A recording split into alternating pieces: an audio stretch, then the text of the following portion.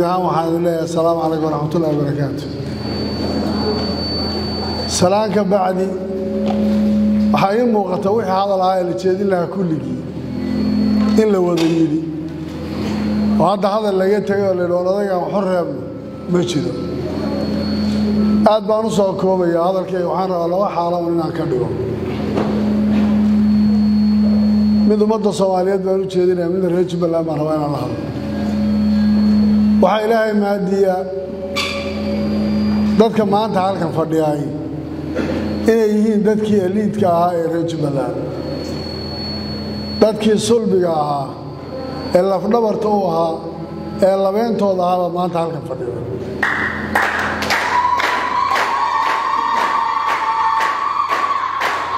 waxaa hubaala maanta inaynu garanayno shalay saynu ahayd iyo maanta halkaan maraynay waxaan isugu nimid waxaa aad iyo aad noo farxad gelinaysaa qof walbana uu halhaysu soo qaataa jubbaland inay tahay meesha soomaali ay ku kulansan tahay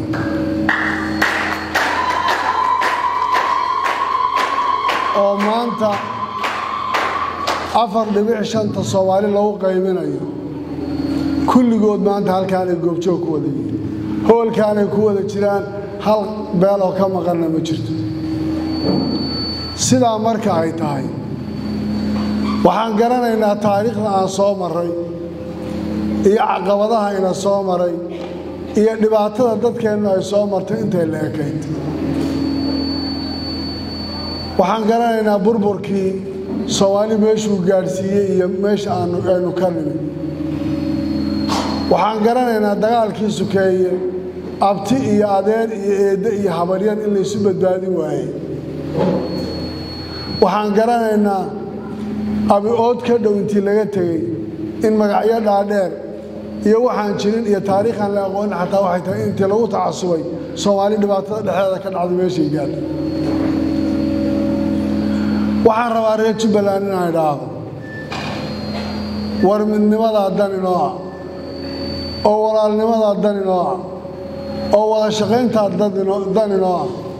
oo inaan ku midoowno wixii aynu ku heshiinay oon dhowrannaa dan inoo ah waxaad mooddaa waayahan dambe waxaan dhaqan ahayn baa soo kordhay siyaasaddu markay jiitanto ee khaanado badan yeelato waxay gashaa in qof walba lala xidhiidho la marin habaabiyo waxay gashaa in xaalado badan oo kale dadkii intii lagu abuuro la kala dilo waxay abuurtaa in dadku ay isgaran waayaan kuway ahaayeen iyo taariikhday soo mareen hubaal waxaa ah wax badan oo aan ka dhici jirin baa maanta magaalada Kismaayo ka dhacay dilal baa dhacay shabaab baa falal ka fuliyey ma aysan dhici jirin way joogaan ciidankii amnigii way joogaan ururadii bulshadu way joogaan siyaasiyiintii waxa ugu muhiimsan ee qaybta libax ka qaadan jiray waxay ahaayeen haweenka dumarka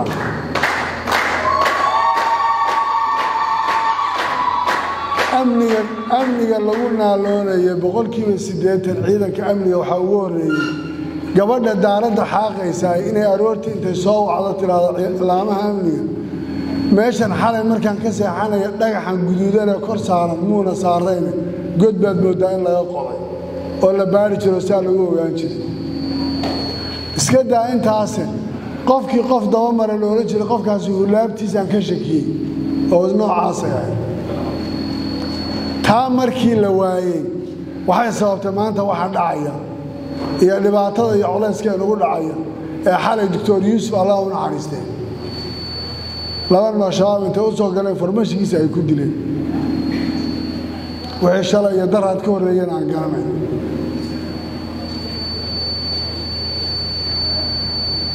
maxaa lumiyey wada shaqayntii maxaa lumiyey shaqadii ciidanka amnigu ay qaban jireen inay qabtaan maxaa lumiyey siyaasiyiintii iyo odayaashii dhaqanka iyo dhallinyaradii inay gacmaha isqabsadaan maxaa lumiyey waxa inoo yaalla intaan garanay inaan sheekada khayaaliga ee bannaanka taalla iska day war maanta ninka dan lagu kicinayo ee wax loo sheegayo ee ololaha lagu shidayo ee qurac iyo qansax iyo galool loo sheegayo ee waxaan dantiisa laga dhaadhicinayo cidda waxaa kuu sheegaysaa berriba kuu joogaysaa waa maya waan hubaa waxaa ishuran inta wada degan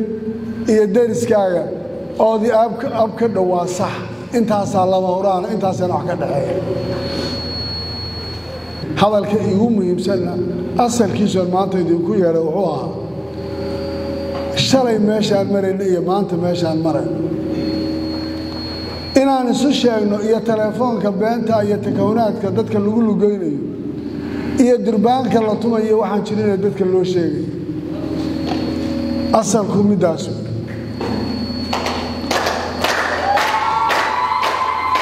aan ku soo noqonno wixii aan shalay ahayn aan garanna maanta inay innaga yihiin waxa wax ka dhaxeeyaan aan garanna dadnimadeenna iyo dowladnimadeenna waxa ay ku jirto aynu garanna qixii iyo barakicii iyo habartay iyo ree hebel iyo meeshayna dhigaaniya waxay ahayd aynu garanna maanta dhismaha iyo koritaanka iyo horumarka aynu gaarnay waxa uu ku yimid inuu yahay dhiig badan oo la daadiyey waxaa nasiib darro ah kooxda nabaddiidka ah waayahan intay mujtamacii dhex galeen ganacsato odayaal bulshadii rayadka ahayd inay cid walba intay la soo hadlaan u hanjabayaanoo qofku leeyahay waxaan isku badbaadinayaa wixii aan yeelayo inaan yeelo wixii aan yeelayo inaan yeelo oo aan iska celiyo oo aan shabaab baa ila soo hadleen waxay yidhahdaan aan sameeyo oo sidaa aan yeelo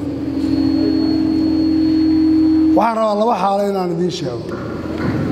ninka shabaab cabsidii u samaynaya waxa iyagu soo yidhaahdaan iyo ninka nin kaleoo walaalkii intuu qori u qaato dekana aan jirin iyo qabiil wax ku raadsanayo haddaad gacanta shabaabka ka cabsanaysa ta dowladdaa ka adag oo ka xoog badan waana lagugu qabanaya iyadaa ku qabanaysa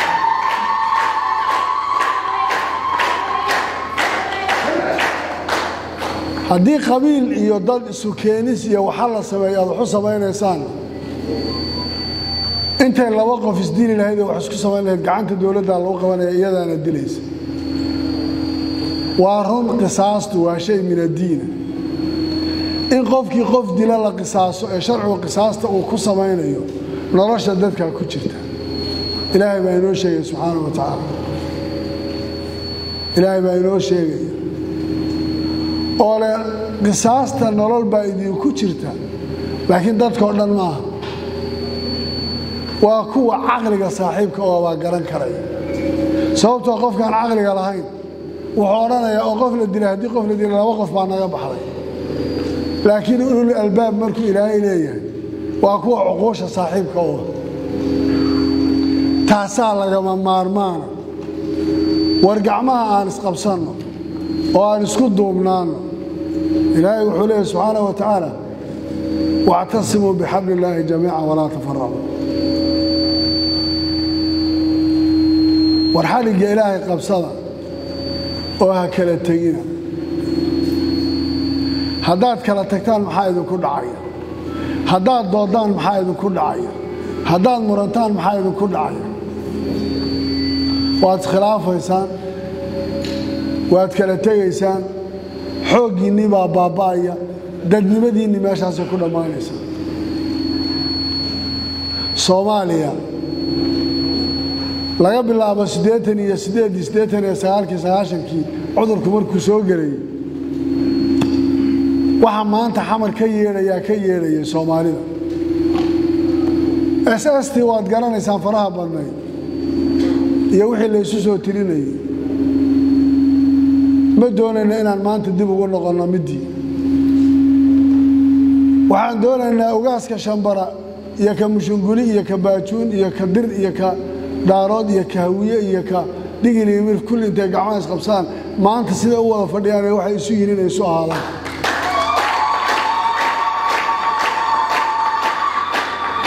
oo aynaan yeelanin qof ka bedelan laandheere ma taqaanaa laandheeruhu waxaa weeyaa ninka dadkiisa wata ee dadkiisa ku dhex jira ee Soomaalidu u siman tahay ee wuxuu ku abtirsada leh ee abtirkiisa ugu dambeeyana muslimnimada u yahay laangaab waxa la yiraahdaa ninka aanu reebel baanahay ee ood yar intuu soo xidho albaabka soo ootay jufo yar sheegta ee albaabka intuu soo xidho jufo noqdo waxa huwaala oo shakilaana oo wax aan jirin ah qabiil nin ku faanay inuu meel geeynin waxa doonto ma ku sheego rasuulku wuxuu yiri dacuha fa inaha mumtina warwa uf qabiilku waa uf iskaga taa waa uf in qurmoon lagu sheego ma wax saaran ba war maanta inteena isku qabiila tawxiid baa ina kulmiya oo jinsi baa ina kulmiya oo luqad baa ina kulmisa oo qabiil baa ina kulmiya Soomaaliya meesha waxa ka dambeeya daaraysa waa maxay bal waxa ka dambeeya ii sheega dadka yaqaan cilmiga jinsiga ayaan Soomaalidu kulligood waa isku wada mid waa jareerde waa jireecde daarood baan hayde hawiyana hadii diyaana la idinka wada qaado kulli isku dhiig baati labada hadda jifada isku sheeganaysa waxa laga yaabaa inay si kale u kala duwanaato aan qaadana marka midaas Jubbaland aynu garanno shalay wixii ay soo martay iyo waxaynu ahayn aan u soo noqono dhibaatadii shalay ina soo gaadhay iyo waxaan la soo kulanay inaan dib ugu noqono aan ka faa'iideysana maanta dawladnimada aan haysano taasaa shakil ah dawladnimada aan haysana aynu ka faa'iideysano walaalnimada aynu ilaalino odayaasha dhaqanku geedkooda intay fadhiistaan dadka waxay u sheegi jireen iyo haw sheegay culimadu ha shaqayso xildhibaanadu dad bay matalayaan oo mas'uuliyad bay ku matalayaan ama fadlan ha noqdeen ama isteed ha noqdeen waa inay bulshada ku dhex jiraan waxa dhabta u sheegaan waxa aad loogu hanqaltaagaya oo saaka adiga suugaysaan inaan ka hadlo doorasho la isku haystaa waxaad maqlaysay Jubbaland oo ilaa doorashadu ma rabtaa leeyahay ma dhacayso waxaan rabaa inaan idin xaqiijiyo Jubbaland waxay u faradhuuban tahay inay doorasho wadanka ka dhacdo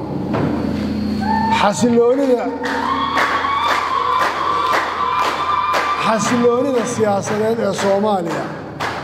iyo meesha ay marayso waxa asal u ah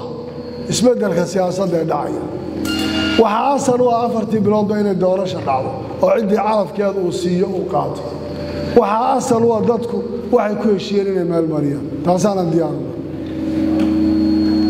waxaan u maleynayaa saaxiibaday baa ka hadlay maanta khilaafka la isu hayaa waxa uu yahay war waxaan idhi wadanku doorashaha aad Jubbaland gobolay ka tirsanay maanta gobol dhan yaa Malaysia la soo ururiyay intii gacanta loo geliyay yaa maamulkii dawladda iyo ciidankii iyo dhowr iyo 10 sano dadkii dagaalka ku jiray intii laga soo bixiyay yaa waxa la yidhi qoladan maamulaysa oo maxay maamulaysaa doorashada soo socota inay wax ka qabado kuraasta taalahan u qaadaan waxa yaa aqbalay waxaad ogtihiin wadada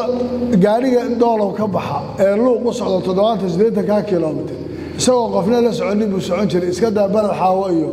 doolow iyo ceel waaqiya saasa lagu kala soconay maantana waxay gaadhay iyadoo weligood shabaab canshuur ka qaadin inay irid walba ka qaadaan oo loo fudaydinayo isleedahay ciidanka dawladdu ay leedahay kii xuduud ka ilaalinayaan ay yihiin kuwa iyagu dadka dhibaatada u geysanaya mushkiladda sameynaya waanu wada hadalay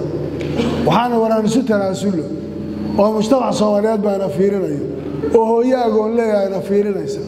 oo oday indhala baana fiirinaya oo mid gablanaana fiirinaya intaas cudur baa jirtay dalkaani sidoo ku badbaadi lahaa ka shaqeeyo taasaa keentay inaan intaan xamar rasuul nimaano intii oo shir galo la isu tanaasulo oo la gaadho waxa naga dhaxeeya qabanayna ka wada shaqeeyo madaxda dawlad goboleedyada iyo dawladda federaalku waxay ku heshiiyeen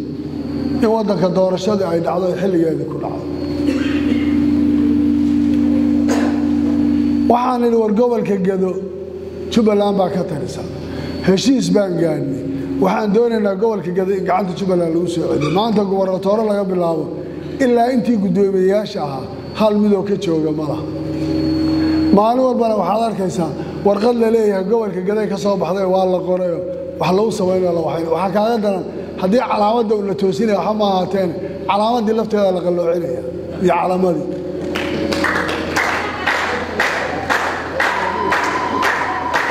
war waxaan rabnaa inaan Soomaali u sheegno inaanu nahay Soomaali horgalkeedii sababtoo ah maanta annaga Jubbaland Soomaali ah sababtoo Soomaali baanu kulminaa waxaan rabnaa inaan u hooseeno doorasho xalaal iyo xor ah waxaan rabnaa mid lagu qanco ninka hadda musharaxa iyo ka madaxweynaha hadda fadhiya ka kulligood inay meesha wada galaan waxaan rabnaa ninka madaxweynaha inuu noqdo musharax laakiin processka dhexdiisa uu ka dhaco waxaan rabnaa Jubbaland inay la sinaato dawlad goboleedyada kale waxaan Soomaali rabaa inaan u gudbiyo ku idhaahdo Soomaaliyay waxaan rabnaa inaad xakam noo noqotaan ood gartayada qaadaan war inay Galmudug doorashadeeda qabsato labada meelood oo Puntland labada meelood ay qabsato oo Hirshabeelle qabsato oo Koonfur Galbeed ay qabsato oo Jubbaland la yiraahdo idinku ma qabsan kartaan annaga idin qabanayna sharciga qoray yaa xakam ka noqonaya arinta waxgaradka bulshada Soomaaliyeed siyaasiga Soomaaliyeed iyo qof kasto oo aqli u leeyahay u deynaya inay gartaa xukumaan qof kasta oo Soomaaliya oo aqli la baan rabaa inuu jawaabteeda bixiyo saaxiibada waxaan leeyahay inaad doorasho la qaban tiraadaan nin walba uu labadiisii meelood banaysto Jubbaland la yiraahdo idinku ma qabsanaysaan la idin qabto haddaanay garbaari ku qaban kareen Kismaayo sababaan ugu qabtaa ma jirto waa soo keenay haddii kale halkan aan ku wada qabanaya kulligood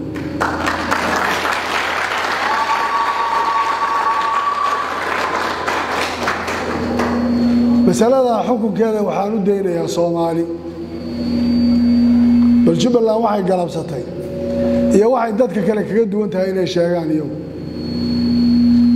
waxaan inta raacinayaa ummadda Soomaaliyeed war colaad waan ka soo daalay abaabul qabiil waan ka soo daalay aflagaada iyo media wax la isu mariyo shabaab ay loogu filan waxa maalmahan dib u soo noqotay shabaabka waxay sameeyaan wax la yiraahdo takfiir bil maslaha qofkii iyaga ka hor yimaada waa murtad in la dilana waa waajib dhiigiisuna u banaayay maalmahan waxaad moodaa warkaas inuu ku soo noqonayo caasimadda Muqdisho iyo saxaafadeeda oo maqlaysaa nin weyn oo taagan oo leh hebel waa in la dilo waa murtad diintii uu ka baxay war diintu waa tee shabaab baan isku laynay war diinta ma idinka leh hadday noqoto nin waliba ninku la coloobo waa gaal oo waa murtad oo kuway murtadiintu shabaabka ku sheegayeen iyo waa hadda murtadiin A iyo B u kala baxayaan soo dhibaato ma ilaa shabaabka kulli waxaan oo dhan murtad bay u yihiin annagii waa murtad A iyo B isu kala bixinayna miya Axmed Madoobe hadduu yidhaahdo war dowladnimadu sidan ma aha war reer Jubbaland waxay xaq u leeyihiin inay isdoortaan war waxaan rabnaa garbaare iyo Kismaayo waa isku mid walba state-kii inuu qabto maamuladii loo gacmanayo gobolka gaday gacanta lagu soo celiyo hadda takfiir baa horay shabaab baa igu xukumay dhaxdooda waa murtado barnaamijka dhaygu ka hor yimid qoladan xamar doorashadiisa Maxamed Neyba ku ka hor yimid waa murtad kala meeyayo hadday ridadii siyaasad noqotay halkaa gaadho waa nasiib daro meel looga wareegana ma laha waxay la tahay mar raba inaan ku sii dheeraado laakiin reer Jubbaland waa mid ka gobol garas jooga iyo ka raasgaanbooli joogana xildhibaanada matalan hal mar bay u codeynayaan doorashadana mid isteedyada kale la mid ay ku leeyihiin oo tagarow lagu qabanayo Dhuusamareeb lagu qabanayo Tajawaar lagu qabanayo Tabaydhabo kama duwan waxaan kula dardaarmayaa dawladda Soomaaliya inay ilaaliso wadankani ma aha wadan fiiri waxba idin sheegay dawladda Mareykanku dhowr boqol oo sano jirtay Trump inta artay hadda isla riijinaya laakiin maxaa hagaya waxay tahay sharci iyo dastuur iyo qaanuun iyo hay'ado dawladeed iyo wax soo jireen oo muddo inta la soo jeeday inaga maxayna kala hagaya afar sano way Allah wax ku dhoobana teeramka xasaba ugu horeysay dawladku meel gaar in laga baxo waxa aan ku dhaqanayna oo dhan waxay tahay war inuu isbedelku si uu dhaco degan oo isbedelka siyaasaddu uu sidiisa ku yimaado oo ninkii calafku helaa uu qaato waa wax weyn oo laynaga helay haddaan taa diidno hay'adaha dastuurkeenu noqonayna odayaashii qabiilkeen noqonayaan noole waa reebel iyo reebel laamaha amniga wax fulinayaana waa qorigii aakeega ahay mooryaanku watay dan awey dowladnimadu markaa ha ku ciyaarina dhuxul dabaad ku ciyaaraysaan ha ku ciyaarina waxaydaan garanaynin baad ku ciyaaraysaan ha ku ciyaarina meelaydaan hore u soo joogin baad maanta ku indhadilacsateen gurigaad ku jirtaan ee askariga amisom furihiisa uu hayo ee jidadka uu kontaroolka tahay albaabka uu furayahay eed garan weydeen inaad dhistaan ciidan Soomaaliyeed oo kala wareega oo isagu qabta maamulkii oo la wareega ciidankii iyo amnigii oo isaga aamintaan yaa maanta waxaad doonaysaa inaad dhuxusha dabka ku ciyaartaan oo doodsiisaan waxaan leeyahay Soomaaliya ha isu timaado war gogol nabadeed ha isugu timaado war ha tashato war xalka ay leedahay masiirkeeda ha ku tashato war doorashadu siday u dhici jirtay ha u dhacdo war Soomaaliya xakam idinkaan loo Jubaland sumad gaar ah haday leedahay isteediyada kala duwan tahay mujtamaca Soomaaliyeed arrintaas soo cadeeyo hadii kala Soomaali meelaha wada marto oo ninka kursiga ku fadhiyay yoona noqon kursiga mid isagu sidoo doona yeelay dadka hawla sinaa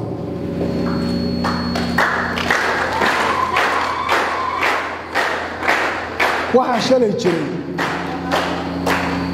waxa laga yaabaa in dadka qaarkood ay isla axmedooda isagu doorasho boobay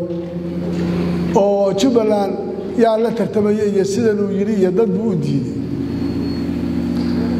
waan arkay maalmood qodob noocaas soo qoraysay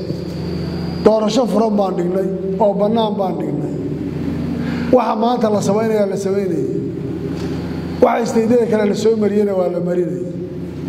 safiir caalamka inta la keenay waxa lagu ordo ninkii lacag ka qaata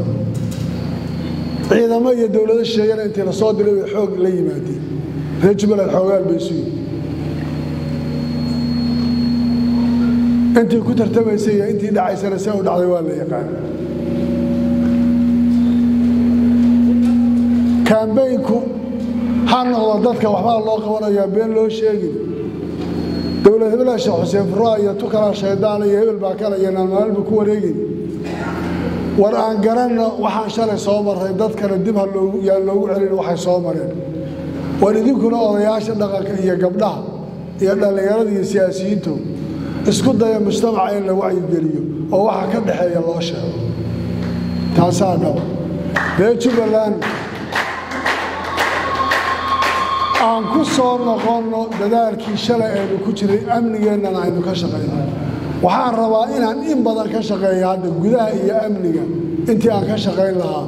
siyaasad iyo banaan istabaaro bal waagay soo noqotaan suuqayna diilayna